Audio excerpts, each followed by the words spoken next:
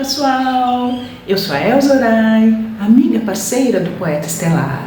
Um espírito que há muitos anos me envia, através da minha mediunidade de psicografia, seus chacoalhos de amor. Que são poesias construídas de uma maneira simples, que fluem facilmente quando nós lemos, mas que sempre trazem ensinamentos que podem nos direcionar a um outro olhar com relação a atitudes corriqueiras que tomamos no dia a dia. A cada semana compartilho aqui um chacoalho de amor com vocês. Depois dos últimos 6 vídeos que falamos de um assunto bem atual, mas repleto de detalhes, muitos deles desconhecidos, que é o Brasil, os brasileiros e a sua predestinação. Vale a pena dar uma maratonada para quem quiser saber em mais detalhes assuntos ligados à espiritualidade do nosso país. O link da playlist está aqui embaixo, é só acessar. Agora, hoje, eu e o poeta escolhemos um chacoalho de amor que é quase uma historinha para crianças, mas que, como sempre, tem ensinamentos que farão muitos adultos refletirem. Ele nos conta a história de um reino muito antigo, cujo povo sofreu muito devido a atitudes mal avaliadas, tomadas pelo rei em concordância com a rainha.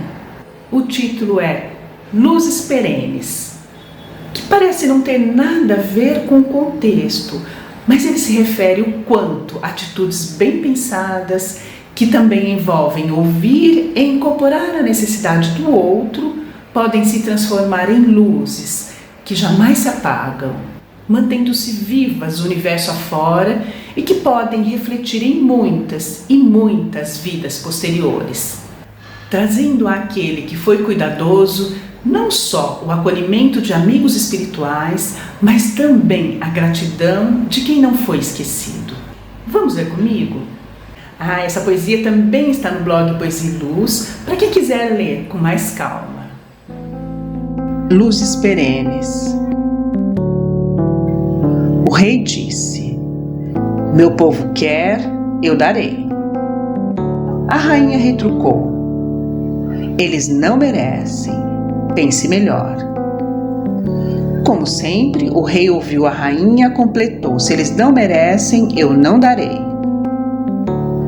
Sem ao menos saber se os pedidos eram justos,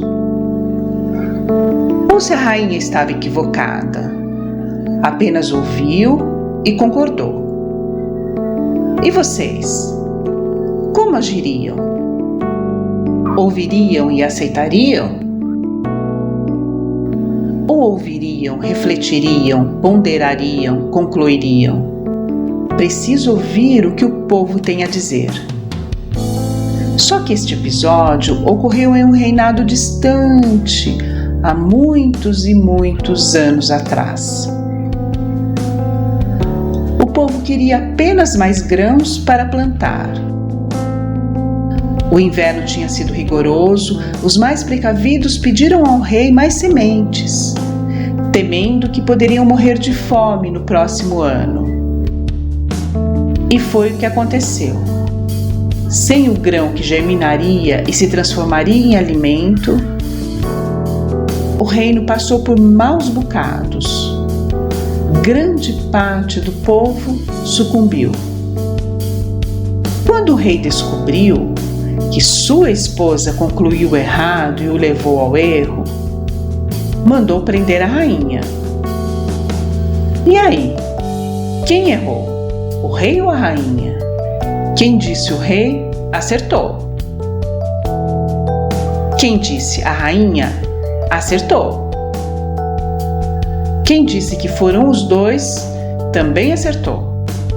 Com a ressalva, se um deles não fosse tão arrogante, por exemplo, a rainha,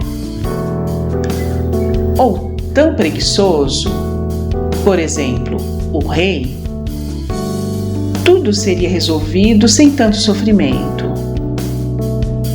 A lição que fica para você é que nunca devemos ouvir e aceitar de pronto.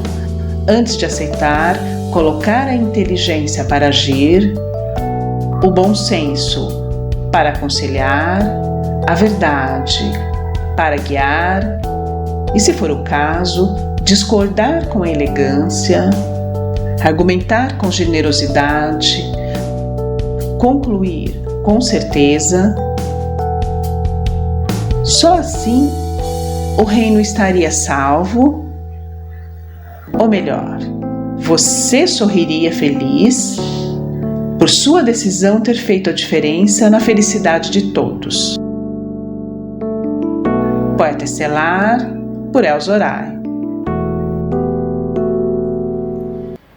Facílimo de compreender, não? Bem que eu disse que era quase uma historinha para crianças, mas no fundo não só. Quantas vezes nos pegamos tomando decisões baseadas na opinião do outro por preguiça ou medo de tomar uma posição? Quantas vezes nos metemos em assuntos que não temos nem muito conhecimento e damos opiniões incisivas, influenciando o outro por arrogância? Muitas, não? É este o objetivo do poeta e seus amigos: nos fazerem parar para pensar, antes de colocar em ação uma atitude, uma opinião, uma crítica. Isto pode fazer muita diferença no resultado. Bem, as duas palavras que ficam deste chacoalho de amor e que se encaixam na atitude do rei e da rainha é preguiça e arrogância. E não há como decidir qual é a pior. O que vocês acham? Separei para compartilhar aqui um texto bem interessante, retirado de um livro inédito que não está disponível em nenhum meio de comunicação, pois eu recebi há alguns anos atrás. Diferente da poesia Luzes Perenes, o texto não é tão fácil de compreender. Mas vamos tentar nos colocar como um espírito encarnado em um corpo físico, que está aqui para aprender mais. São sempre fruto de provas para dar asas ou resgates harmonicamente colocados diante do encarnado para que se prossiga a mudança de estágio do amadurecimento necessário a se atingir o objetivo primeiro de todas as encarnações, que é partilhar as próximas refeições com Cristo. Enxergar as dificuldades como pedras intransponíveis é trazer mais consequências nefastas para a sua vida terrena. A preguiça e o marasmo é o mal mais pernicioso que acomete grande parte dos espíritos encarnados neste século. Buscar recorrer a todas as armas possíveis para extirpar este mal de sua vida é o passo mais importante que se toma para dar início ao aprimoramento consciencial. A preguiça leva a transferir as obrigações pessoais a outrem. A imposição do acúmulo de tarefas a alguém transforma mecanismos de crescimento em fonte de cansaço e estresse a alguém que já tem suas próprias obrigações. A lei maior que rege o universo impõe que todos os trabalhos devem ser feitos. Quando não se faz o seu, condena-se um irmão a trabalhar em dobro. Isto significa roubar o tempo e a energia do companheiro de crescimento. Este tipo de roubo também gera punição pelo alto, do mesmo modo que roubar uma joia preciosa gera castigo vindo da justiça humana. O trabalho engrandece, a preguiça ceda sentimentos da mais alta vibração, como a satisfação do dever cumprido. Cuidar do cumprimento de todas as obrigações terrenas e espirituais é a grande atitude dos filhos que desejam realmente adentrar as portas da casa de Deus. A preguiça e o marasmo devem ser combatidos com grande intensidade, pois é a causa maior de toda a estagnação que acomete a vida terrena e espiritual de grande parte dos espíritos encarnados neste momento. Cada um de vocês que reclama do teor de suas tarefas não avaliam o quanto de amor do Pai elas carregam e cumpri-las os levará a novos desafios que trarão sentimentos de plenitude e felicidade à medida que forem executadas. Se ater às dificuldades alimenta cada vez mais a preguiça e ocasiona o tensionamento do laço criado com o único e exclusivo material consciencial que envolve sentimentos de amor e crescimento, alargando a ação de atitudes e pensamentos de autodestruição, sendo a vaidade e a inveja as mais devastadoras. As atitudes nobres carregam consigo não só o esforço físico e espiritual do encarnado, mas principalmente permite que uma legião de amigos da luz que habitam esta dimensão se aproximem e interajam, auxiliando e trazendo intuições que levarão à concretização de inúmeras tarefas que muitas vezes são classificadas como impossíveis pelo limitado olhar daqueles que elegem a preguiça como companheira de evolução. Ao se buscar no trabalho árduo a motivação de se prosseguir vivendo com mais dignidade, se modifica todo o cenário que moldura a trajetória.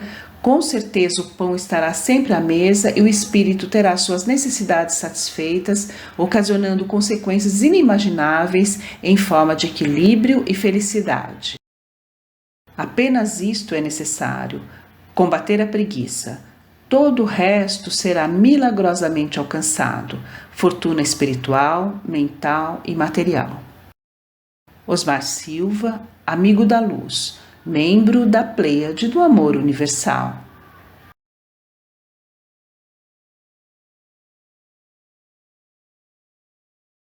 Espero que tenha dado para compreender, mas mesmo assim, vale a pena fazermos algumas colocações. Quando falamos de preguiça, o que geralmente pensamos é deixar de arrumar a casa, não fazer exercícios físicos. Mas o que está colocado pelo amigo da luz, Osmar Silva, é muito mais que isso. É também não esmiuçar com vontade de aprender mais quando nos vemos diante de algo que ainda não sabemos. É aceitar a opinião do outro de pronto, como fez o rei. É delegar para o seu pai, para sua mãe, um familiar, um amigo, um funcionário, a parte sua no seu trabalho obrigatório, que faz com que sua vida se movimente. E quanto isso pode obrigar que outra pessoa pare com suas próprias obrigações para fazer outras que não são delas. E o tempo não se multiplica. Isto pode significar um atraso na evolução do outro, pois cada um tem suas tarefas já acertadas antes de renascer. E se não tiver tempo para isso, não vai conseguir fazer. Gente, é muito importante esta afirmação. Ela fala de roubar o tempo do outro. Abre aspas. Este tipo de roubo também gera punição pelo alto, do mesmo modo que roubar uma joia preciosa gera castigo vindo da justiça humana. Fecha aspas. Aí está o lado mais sério da preguiça, que nos pede uma profunda reflexão sobre o quanto delegamos a outras pessoas trabalho que é só nosso, como por exemplo a criação de nossos filhos. E neste caso, estou falando de trabalho combinado antes mesmo deles nascerem. Os filhos só nos foram presenteados por Deus porque nós nos comprometemos a recebê-los e a cuidar deles com amor, carinho, cuidado, atenção. Então, é um trabalho que não pode ser delegado. Acho que estou até sendo repetitiva, mas muitos ainda não consideram que as dificuldades são colocadas diante de nós para evoluirmos. Enfrentar e superar significa nos encher de sentimentos de plenitude e felicidade. E isso abre portas para que a ajuda invisível chegue até nós e nos impulsione para superar com garra e fé os próximos desafios. Dê uma olhadinha no vídeo que falo sobre medo. Muitas vezes são trazidos de vidas passadas, que também pode ser um empecilho na hora de encararmos de frente o trabalho que nos é destinado por Deus. Mas o medo é um desafio que deve nos levar a deixar a preguiça de lado para combater. Existem muitas possibilidades, entre elas fazer uma regressão a vidas passadas. E não me digam que isso é ruim, é perigoso, baseado em opinião dos outros. Deixem a preguiça de lado e busquem saber mais, pois se curvar diante da dificuldade é parar a evolução e adiar a caminhada para a próxima vida. Então, todas as ferramentas são válidas. E finalizando, a preguiça e a arrogância são dois sentimentos, duas posturas que caminham lado a lado. Pensem nisso. E se gostou, não se esqueça de deixar seu like e de compartilhar com amigos que talvez precisem destes toques. E também não se esqueça de se inscrever no canal se ainda não é inscrito. E toda quinta-feira, às 17 horas, eu e o poeta traremos um novo vídeo. E eventualmente, se tiver algo importante para compartilhar com vocês, apareceremos aqui de repente, como aconteceu essa semana. Este domingo passado, eu compartilhei um vídeo extra baseado em duas psicografias e que falam muito desse momento atual que o Brasil está passando. O link aqui embaixo, tá? Então, tchau!